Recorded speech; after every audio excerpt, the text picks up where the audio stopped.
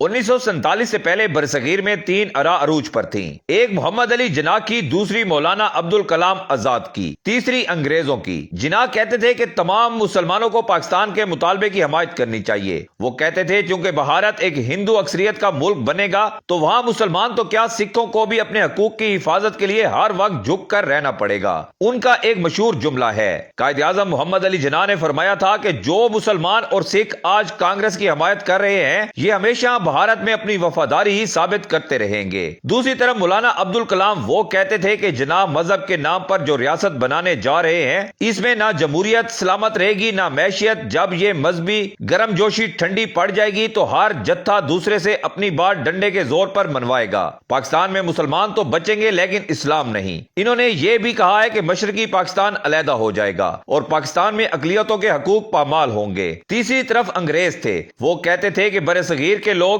انسیولائزڈ ہیں، یہ ہمیشہ آپس میں ہی لڑتے رہیں گے، لہٰذا انہیں ہمارے خلاف جدوجہد بند کر دینی چاہیے کیونکہ ہم انہیں ان کی اپنی حکومت سے بہتر زندگی دے سکتے ہیں۔ ناظرین گرامی، اب حالت یہ ہو گئی ہے کہ بھارت کو دیکھے تو لگتا ہے جناح ٹھیک تھے، پاکستان کو دیکھے تو لگتا ہے مولانا آزاد ٹھیک تھے، اور دونوں کو دیکھیں تو لگتا ہے انگریز ہی ٹھیک تھے۔ آپ اس بارے میں کیا کہہ سکتے ہیں کہ کون ٹھیک تھا؟